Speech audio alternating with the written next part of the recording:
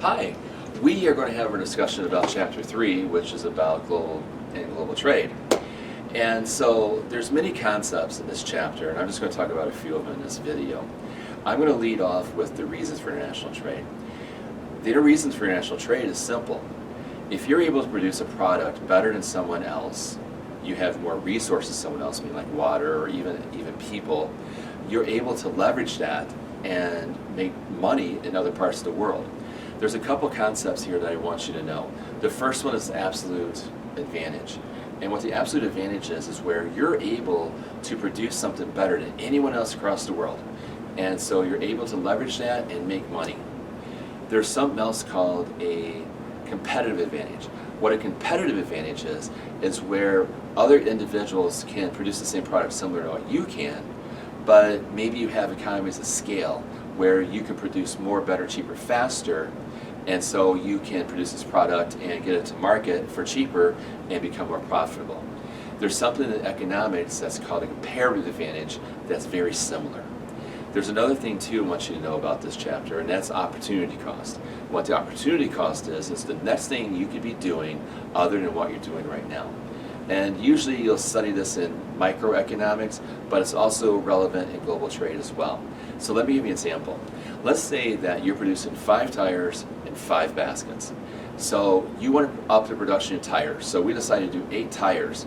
But in order to produce 8 tires, we can only produce 2 baskets. So the opportunity cost to produce those extra 3 tires are 3 baskets, from 5 to 2 for the baskets, and then 5 to 8, so 3 tires, 3 baskets. And so that's what opportunity cost is. What you could be doing, the next best choice of what you're doing now. All right, so there's a couple things too in regards to measuring international trade. One of them is the balance of trade. And we take a look at this, and if you are exporting, which means ship to another country, more than you're importing, which means bringing products in from another country, you have a positive trade balance. If you're importing more rather than exporting more, then you have a trade deficit. And that's what's going on in the U.S. right now, so we have a trade deficit. There is one other term I want to go over with this chapter with you, and that is reaching global markets. And there's a really nice graphic in the textbook that goes over this, and I just want to touch on the 4 of them. The first one is exporting, the second one's licensing, the third one's partnership, and the 4th area is direct investment. So for exporting, it's where you produce a product and then you ship it to another country.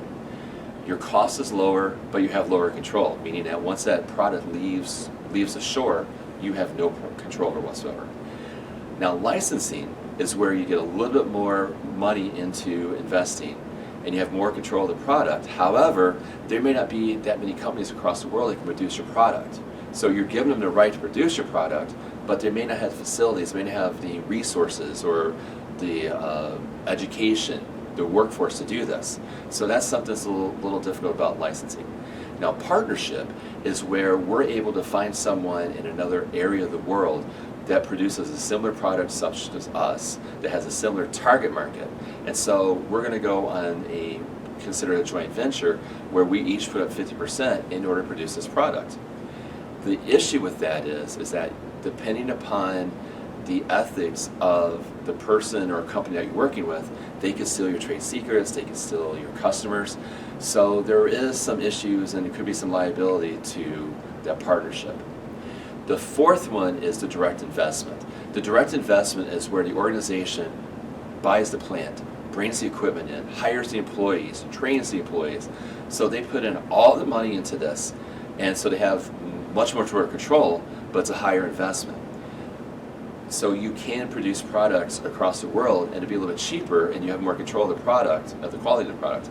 However, if there's any type of political uncertainty or instability in a country, they can seize your assets, no questions asked.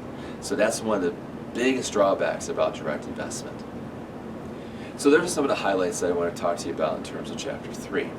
And there'll be another PowerPoint presentation that goes over these topics a little bit further in depth. There'll be assignments and of course the chapter reading. And as always, if you have any questions at all on the material, on the assignments, please let me know. I'm here to help you. Have a wonderful day.